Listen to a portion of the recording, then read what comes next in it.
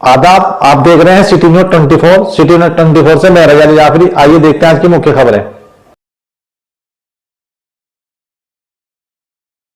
आदाब, मैं city news 24 से मोहम्मद अकबर। इस वक्त हम मौजूद हैं, हमारे साथ जो शख्सियत मौजूद हैं, ये मुहर्रम उल हराम का महीना चल रहा है। हमारे साथ जुड़े हैं मिर्ज़ा शफीक हुसैन साहब, और हमारी खुशकिस्मती है हमें टाइम मिला थोड़ा सा। आइए हम अपने सवालों से इनके साथ जुड़ते हैं। अस्सलाम वालेकुम, कैसे हैं आप? वालेकुम सलाम, मौला का करम है। आप लोग तो मौलाना साहब, पहले तो आपका बहुत बहुत शुक्रिया, हमारे चैनल में आपका स्वागत है। जी, मैं भी आपका खैर मकदम करता हूँ और शुक्रिया अदा करता हूँ कि आपके चैनल के तवस्सुस से मेरी बात लोगों तक पहुँचेगी। जी, हमारा मकसद भी यही है, क्योंकि माह मुहर्रम का महीना चल रहा है और हम ये चाहते हैं कुछ सवालात लोगों के उठते हैं, हम उनको उनके जवाब पहुंचाएं ताकि लोगों की इस्लाह हो सके, और जो दिलों में कहीं ना कहीं दूरियां हैं उन दूरियों को दूर किया जा सके। तो हम जो आपसे जुड़े हैं, हमारा आपसे पहला सवाल जो है, ये जो मुहर्रम उल हराम का महीना चल रहा है, इसमें जब करबला का वाक़या करबला हुआ, ये महीना मंसूब है शुहदाए करबला से, इमाम हुसैन अलैहिस्सलाम से। जब शहादत इमाम हुसैन हुई तो इमाम ज़ैनुल आबिदीन अलैहिस्सलाम, जो आप करबला के बाद जो रह गए थे वहाँ पर, कि ये सवाल आता है कि ये जो गम मनाते हैं, मातम करते हैं, क्योंकि लगभग आप जो है 40 साल तक आप हयात रहे दुनिया में, कि उनके वक्त में 40 बार माह मुहर्रम आया है, उसमें उन्होंने कोई गम नहीं बनाया, कोई मुहर्रम नहीं, कोई जुलूस नहीं। इसके बारे में आप क्या कहेंगे, क्योंकि एक सवाल उठता है, लोग कहते हैं। देखिए, आपका जो सवाल है कि माह मुहर्रम जैसे ही आता है पूरी दुनिया में गम व अलम की एक फ़िज़ा छा जाती है और हर तरफ सोगवारी इमाम हुसैन का माहौल बन जाता है और तमाम अज़ाख़ाने सज जाते हैं और मजालिस का एक सिलसिला और जुलूस अज़ा का एक सिलसिला है। तो अब आपने जो सवाल क़ायम किया है वो ये है कि साहब इमाम ज़ैनुल आबिदीन अलैहिस्सलाम इस वाक़े के बाद तकरीबन 40 साल ज़िंदा रहे। तो उनकी जो शहादत है वो 95 हिजरी में है, तो तकरीबन 35 साल का अरसा होता है, वो 40 नहीं है। तो तकरीबन 35 साल तक वो ज़िंदा रहे इस वाक़े के बाद। अब ये सवाल लोग कायम करते हैं कि उन्होंने जुलूस क्यों नहीं निकाला, उन्होंने जुलझना क्यों नहीं बरामद किया, यही सवाल है ना आपका? जी, देखिए, ये क्या है, जो जुलझना हम बरामद करते हैं या हम जुलूस अज़ा निकालते हैं या हम ताज़िए सजाते हैं अज़ा ख़ानों में, तो ये क्योंकि हम हिंदुस्तान में हैं, हिंदुस्तान यानी इराक़ से मीलों के फ़ासले पर हैं, ठीक है। इमाम ज़ैनुल आबिदीन अलैहिस्सलाम वो ख़ुद उस वाक़े करबला में शामिल थे और उनके सामने ख़ुद शहादत वाक़ हुई थी, और शहादत के बाद जो उनकी कैफियत थी, ख़ुद 11 मुहर्रम जिस वक्त उन्हें असीर करके ले जाया जा रहा था, हाथों में हथकड़ियाँ और पैरों में बेड़ियाँ और गले में खारदार तोक डाल दिया गया था और उन्हें इमाम हुसैन के लाशे के करीब से गुजारा गया। तो तारीख़ में है, रिवायतों में है कि उस वक्त इमाम ज़ैनुल आबिदीन की कैफियत ये हो गई थी कि जैसे बदन से रूह परवाज़ कर जाएगी। जनाब ज़ैनब सलामुल्लाह अलैहा ने आगे बढ़ के उन्हें सहारा दिया और कहा कि मेरे बेटे ज़ैनुल आबिदीन, अभी तो आपको शाम तक सफ़र करना है और इस कारवां की क़यादत करना है, अपने आप को आप संभालिए। तो इमाम ज़ैनुल आबिदीन ने उस वक्त यही कहा था कि फूफी जान, मुझसे ज़्यादा बदकिस्मत बेटा कौन हो सकता है कि जिसके सामने उसके बाप का जनाजा मौजूद है, उसके बाप का लाशा मौजूद है, मैं दफन नहीं कर सकता, इतना मजबूर हूँ मैं, और मुझे इतना ज़्यादा मजबूर बना दिया गया है कि मैं अपने बाप के लाशे को बेगौर कफन और बग़ैर दफन किए हुए ऐसे ही छोड़ के जा रहा हूँ। मुझे दफन करने की इजाज़त नहीं है और मैं कफन नहीं दे सकता अपने बाप को। तो उस वक्त जो उनकी कैफियत थी, वो कैफियत ज़िंदगी के आखिरी लम्हात तक तारी रही। अब ये सवाल कि 35 साल तक उन्होंने साहब जुलूस क्यों नहीं निकाले, उन्होंने जुलझना क्यों नहीं सजाया, तो वो जुलझना क्यों सजाते और वो जुलूस क्यों निकालते, सवाल ये पैदा होता है। इसलिए क्योंकि वो तो ख़ुद उस वाक़े का हिस्सा थे और वो वहाँ मौजूद थे। ये क्या है, ये मोहब्बत की निशानियाँ हैं। हम वहाँ मौजूद नहीं थे, इसलिए जुलूस निकालते हैं।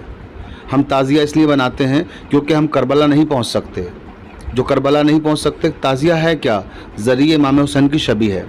میں نے یہاں بڑے امام باڑے میں جو مجلس خطاب کی اس میں اس کی تشریح کی، بہت تفصیل سے 1 گھنٹہ تقریباً اس پہ قرآن مجید کی آیت کے ساتھ میں نے گفتگو کی ہے. جو لوگ چاہیں وہ سن سکتے ہیں، مجالس وہاں انٹرنیٹ پہ موجود ہیں.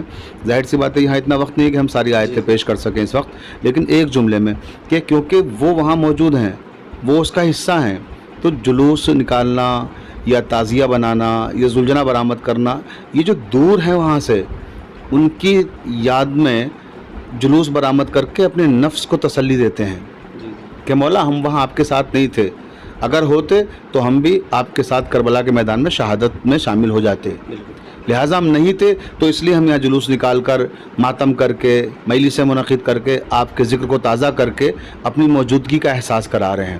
مثلاً پیغمبر اسلام حضرت محمد مصطفیٰ صلی اللہ علیہ وسلم جب میدان احد میں زخمی ہوئے، کفار نے ان کے پتھر مارے اور ان کے دندان مبارک شہید ہو گئے، تو اویس قرنی مدینہ منورہ میں تھے، وہ میدان احد میں تو نہیں تھے. انہیں یہ خبر لگی کہ پیغمبر اسلام کے دندان مبارک شہید ہو گئے، تو جیسے انہیں خبر لگی انہوں نے اپنے دانتوں کو توڑ لیا. پہلے ایک دانت توڑا، پھر دوسرا توڑا، پھر تیسرا توڑا، صرف اس لیے توڑتے چلے گئے کہ انہیں یہ نہیں معلوم تھا کہ پیغمبر اسلام کا اللہ جانے کون سا دانت ٹوٹا ہوگا. تو کیا پیغمبر اسلام صلی اللہ علیہ وسلم نے ان کے اس عمل کو غلط ٹھہرایا؟ کہ پیغمبر نے انہیں منع کیا آنے کے بعد کہ آپ نے بہت غلط کام کیا؟ یہ پیغمبر نے ان کی ستائش کی اور ان کے لیے خصوصی طور پر کلمات کہے کہ مطلب ہماری محبت میں اس حد تک ڈوبے ہوئے ہیں ویسے قرنی کہ انہیں جب پتہ لگا ہم زخمی ہو گئے ہیں یا ہمارے دندان مبارک شہید کر دیے گئے ہیں تو انہوں نے اپنے دندان کو توڑ ڈالا. تو یہ تو محبت کی علامتیں ہیں. اچھا، یہ جو جلوس ہوتا ہے یہ احتجاج ہے ایک قسم کا. تو اب ایک سوال یہ آتا ہے کہ جب کربلا میں یہ واقعہ ہوا تو ایک شخص آیا امام حسین علیہ السلام کے پاس، انہوں نے کہا کہ مولا ہم کیسے پہچانیں کہ حق کدھر ہے؟ اذان ادھر بھی ہے ادھر بھی، نماز ادھر بھی ہے ادھر بھی، روزہ ادھر بھی ہے ادھر بھی. اور تو امام حسین علیہ السلام نے فرمایا کہ یہ دیکھو صبر کدھر ہے. تو ادھر بھی مسلمان اور ادھر بھی مسلمان. ایک سوال یہ بھی اٹھتا ہے کیونکہ جب یہ ماہ محرم کا مہینہ آتا ہے تبھی یہ سوال زیادہ اٹھتے ہیں، کیونکہ ہم بھی سنتے رہتے ہیں. کوئی کہتا ہے یہ کرنا بدعت ہے، کوئی کہتا ہے کالے کپڑے نہ پہنو، جلوس میں نہ جاؤ، بلکہ پیچھے تو یہ چل رہا تھا کہ نکاح بھی ٹوٹ جاتا ہے. اس طرح کے معاملے ہوتے ہیں کہ ان کے قریب بھی نہ جاؤ. یہ کیا چیز ہے جب ادھر بھی مسلمان اور ادھر بھی؟ تو کون تھے وہ لوگ جو اب ہم تاریخ اٹھائیں گے؟ تھوڑا ہمیں اس کی وضاحت کیجیے. دیکھیے آپ نے جو سوال کیا ہے بڑا اچھا سوال کیا ہے کہ ادھر بھی مسلمان تھے ادھر بھی مسلمان تھے. ٹھیک ہے، اب ہم کیسے فرق قائم کریں کہ حق پر کون تھا اور باطل پہ کون تھا؟ تو یہ تو تاریخ نے خود فیصلہ کر دیا کہ حق پہ کون ہے باطل پہ کون ہے. اس لیے کہ امام حسین نماز عصر پڑھ رہے ہیں اور تیروں کی بارش کر رہے ہیں، تو کیا کوئی مسلمان غیرت مند مسلمان یہ کر سکتا ہے کہ کسی نمازی پتھر مار دے؟ پتھر تو بڑی چیز ہے، اور وہاں تیروں کی بارش کی جا رہی ہے، وہ بھی فرزند رسول پر. کوئی عام انسان تو نہیں تھے امام حسین، نواسہ رسول تھے. امام علی جنہیں مسلمان اپنا خلیفہ مانتے ہیں ان کے بیٹے تھے وہ، تو انہیں ایک بار بھی غیرت نہیں آئی کہ ہم کس پہ تیر چلا رہے ہیں. یہ تو یہ باتیں خود ہی فیصلہ کر دیں گی کہ وہ کیسے نمازی تھے. جو نماز کا احترام نہ کرے وہ کیسا نمازی ہے، اور وہ کیسا مسلمان ہے کہ نمازیوں پہ تیر برسا رہا ہے. امام حسین علیہ السلام اور ان کے اصحاب تلاوت قرآن کر رہے ہیں شب عاشور خیموں میں، اور ادھر تلاوت ہو رہی ہے ادھر تیر برسائے جا رہے ہیں. تو قرآن کا احترام نہیں کیا جن لوگوں نے، نماز کا احترام نہیں کیا جن لوگوں نے، وہ مسلمان کہلانے کے حقدار ہیں؟ وہ کبھی مسلمان نہیں ہو سکتے. تو ظاہر سی بات ہے. اور پھر دوسری طرف یہ کہ امام حسین علیہ السلام ہر چند کے چلے، میں مسلمان بھائیوں سے اپنا کہتا ہوں، آپ امام نہیں مانتے انہیں، یہ تو مانتے ہیں کہ پیغمبر اسلام کے نواسے تھے، تو یہ بھی نہیں مانتے، یہ تو مانتے ہیں کہ وہ حق پر تھے. تو جب آپ یہ مانتے ہیں کہ پیغمبر کے نواسے تھے وہ حق پر تھے، تو ظاہر سی بات ہے اب جو ان کے مقابلے پر آئے گا وہ باطل پر ہے. اور سب سے بڑے شواہد خود میدان میں موجود ہیں. امام حسین نے اپنے خطبے میں کہا کہ تم مجھے کس لیے قتل کرنا چاہتے ہو؟ میں نے کیا جرم کیا ہے؟ کیا میں نے دین محمد مصطفیٰ صلی اللہ علیہ وسلم میں کوئی تبدیلی کی ہے؟ کیا میں نے نماز اگر 4 رکعت ہے مثال کے طور پر ظہر کی، کیا میں نے 2 رکعت کر دی ہے؟ کیا صبح کی 2 رکعت نماز ہے تو کیا میں نے 4 رکعت کر دی ہے؟ کیا میں نے روزے کے وقت کو تبدیل کر دیا ہے؟ کیا میں نے کوئی ارکان دین میں تغیر واقع کر دیا ہے؟ حرام محمد کو حلال کر دیا ہے، حلال محمد کو حرام؟ بے شک، بالکل. تو یہ بھی امام نے فرمایا کہ بتائیے کہ میں نے کوئی حرام محمد کو حلال کیا یا حلال محمد کو حرام کیا ہے؟ تو سب نے کیا کہا کہ آپ نے ایسا نہیں کیا ہے.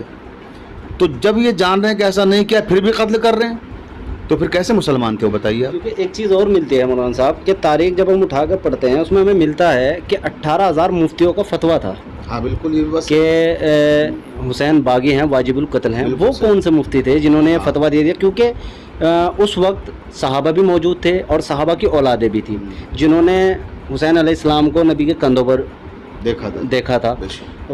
अल्लाह के रसूल से सुना है, हुसैन मिन्नी व अना मिनल हुसैन। तो ऐसा क्या हुआ था महज 50 साल का अरसा गुजरने के बाद कि नवासे रसूल को कत्ल कर दिया गया? जो उम्मत को निशानियाँ ढूंढ ढूंढ कर संभाल कर रखनी थी वो ढूंढ ढूंढ कर ख़त्म की गई। ऐसा क्या हुआ? कि ऐसा यूँ हुआ क्योंकि दरअसल एक बड़ा तबका ऐसा था जो फ़तेह मक्का के मौके पर 8 हिजरी को मजबूरी में मुसलमान हुआ था। जी। तो ये जो मजबूरी वाले मुसलमान थे ना, जो दिल से इस्लाम कबूल नहीं कर रहे थे, वो लोग मुसलमान ज़रूर हो गए थे मगर उनके दिलों में कुफ्र मौजूद था। और वो जो इस्लामी जंगें हुई थी, बद्र, ओहद, खैबर, खंदक, वो सारी जंगें जिनमें कुफ़ार ने शिकस्त खाई थी, तो उनके दिलों में कहीं ना कहीं कसक थी कि हम इसका बदला लें। और यही कहा इमाम हुसैन से लश्कर यजीद ने, जब इमाम हुसैन ने पूछा कि मेरा जुर्म क्या है ये बताओ, मुझे क्यों कत्ल करना चाहते हो? कहा तुम्हारे बाप अली के बुग़्ज़ में तुम्हें कत्ल कर रहे हैं। तो अली का बुग़्ज़ क्या था? इमाम अली अलैहिस्सलाम ने कि इनकी ज़मीनें छीन ली थी, जायदादें छीन ली थी। क्या किया था इमाम अली ने? इमाम अली ने कुफ़ार को कत्ल किया था उन जंगों में जो इस्लाम की सरबलंदी के लिए पैगम्बर इस्लाम हज़रत मोहम्मद मुस्तफ़ा सल्लल्लाहु अलैहि वसल्लम की सरबराही में लड़ी गई थी। तो उसी का इंतकाम ले रहे थे, उसी का बदला ले रहे थे ये, इसके सिवा कुछ भी नहीं था। और आप देखिए उसका और मज़ीद सबूत उस वक्त मिलता है जब ये असीरों का काफ़िला दरबार यजीद में पहुंचता है। तो यजीद शराब के नशे में झूम कर जो शेर पढ़ रहा था उसका मफ़हूम क्या है? वो यही तो कह रहा था कि आज काश मेरे बद्र और ओहद के वो बुज़ुर्ग होते और देखते कि हमने किस तरह से उनका बदला लिया है। जी जी, सही बात। तो ये मुसलमान हैं, ये कुफ़ार हैं। जी जी, मुसलमानों के पर्दे में छुपे हुए। जी जी, कहीं ना कहीं ये लगता है। अच्छा, एक चीज़ देखिए, कोई इमाम मानता है या नहीं मानता, लेकिन सब ये तो मानते हैं कि हुसैन कौन है, इन हस्ती को सब जानते हैं। लेकिन ऐसा क्या होता है कि हम अपनी तरफ से ये चाहते हैं कि जो लोगों के दिलों में नफ़रत है वो हटे। कम से कम अगर कोई अच्छा नहीं कह रहा तो बुरा भी ना समझे इन चीज़ों को। तो एक कोई हमारे चैनल के माध्यम से आप कोई पैगाम दीजिए उम्मत को, कौम को। देखिए, मैं आपकी उम्मत को आपके चैनल के माध्यम से यही पैगाम देना चाहता हूँ कि जो आप देख रहे हैं, मैं बड़े इमाम बाड़े में अशरा पढ़ रहा हूँ और मैं दुनिया में कहीं भी ख़िताब करता हूँ, हमेशा मेरी कोशिश ये होती है कि मुसलमानों के जो मुख्तलिफ़ तबके हैं उनके दरमियान में जो दूरियाँ हैं या गलतफहमियाँ हैं उन्हें दूर किया जाए। और वो दूर कब होंगी? वो दूर जब होंगी जब हम एक दूसरे के करीब आएंगे। जब हम करीब ही नहीं आएंगे, आप अपने घर में बैठ के मुझे गलत समझें, मैं अपने घर में बैठ के आपको गलत समझूं, तो कभी हमारे दरमियान में मोहब्बत नहीं हो सकती है। मोहब्बत तब होगी जब हम एक दूसरे की तरफ मोहब्बत का हाथ बढ़ाएंगे। और जो हमारे दिल में कोई बात है हम आपसे उसे कंफर्म करें, कोई आपके दिल में मेरे लिए बात है आप मुझसे कंफर्म कीजिए। तो इस तरह से बातें तब गलतफहमियाँ दूर होती हैं जब हम करीब आते हैं। मसलन एक और मिसाल दे दूँ इसकी, पैगम्बर इस्लाम हज़रत मोहम्मद मुस्तफ़ा सल्लल्लाहु अलैहि वसल्लम ही की ज़िंदगी से, और बात ख़त्म करते हैं इसी के साथ अपनी, कि पैगम्बर इस्लाम रसूल खुदा सल्लल्लाहु अलैहि वसल्लम मक्का मुअज़्ज़मा में एक गली से गुज़र रहे थे। तो वहाँ पर एक ज़ईफ़ा, एक बूढ़ी औरत बहुत भारी सामान लिए हुए जा रही थी। उससे वो सामान उठ नहीं रहा था क्योंकि उसकी उम्र थी, ज़ईफ़ थी और सामान भारी था।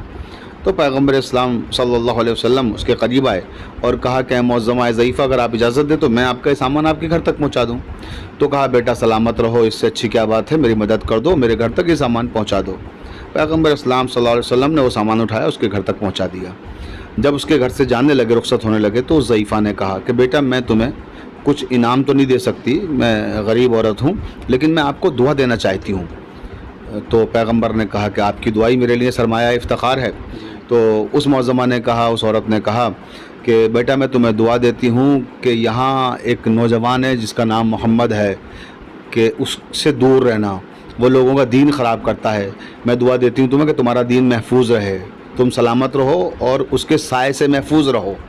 अब बताइए कि ख़ुद पैगम्बर इस्लाम सल्लल्लाहु अलैहि वसल्लम से ये कहा जा रहा है कि आपके साए से वो यानी ख़ुद महफूज रहें और जो है वो दीन को ख़राब करते हैं लोगों के। तो पैगम्बर इस्लाम सल्लल्लाहु अलैहि वसल्लम ने मुस्कुरा के फरमाया कि मुअज़्ज़मा, वो नौजवान जिसके बारे में आप कह रही हैं वो मोहम्मद मैं ही हूँ।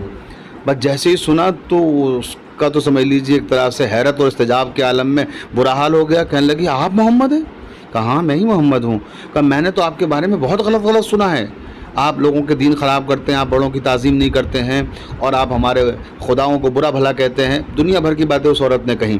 اور اس کے بعد کا اگر آپ کے بارے میں جو سب کچھ کہا گیا ہے وہ جو میں نے سنا ہے اور یہ جو میں دیکھ رہی ہوں, دونوں میں زمین و آسمان کا فرق ہے. مجھے نہیں معلوم کہ جو سنا ہے میں نے, جو لوگ کہتے ہیں وہ کیا کہتے ہیں. جو میں دیکھ رہی ہوں میں اس کی بنیاد پر کہتی ہوں کہ اے محمد, اگر آپ ہی محمد ہیں تو مجھے اپنا کلمہ پڑھا دیجئے, میں آپ کے خدا پہ ایمان لانا چاہتی ہوں. تو کب ہوا یہ؟ جب قریب آئی. تو پروپیگنڈا, ایک دوسرے کے خلاف باتیں پھیلانا کہ صاحب تعزیہ دیکھ کے نکاح ٹوٹ جاتا ہے, جلوسوں میں جانا بدعت ہے, تعزیہ بنانا بدعت ہے, تو یہ دور سے پھیلائی ہوئی افواہیں ہیں. جب ہم ایک دوسرے کے قریب آئیں گے تو انشاءاللہ اسی طرح سے محسوس کریں گے کہ یہ غلط باتیں تھیں اور حقیقت کچھ اور تھی اور ہمیں بتایا کچھ اور گیا تھا. چلیے ماشاءاللہ بہت پیاری بات کہی مولانا صاحب نے, اور یہ حقیقت بھی ہے.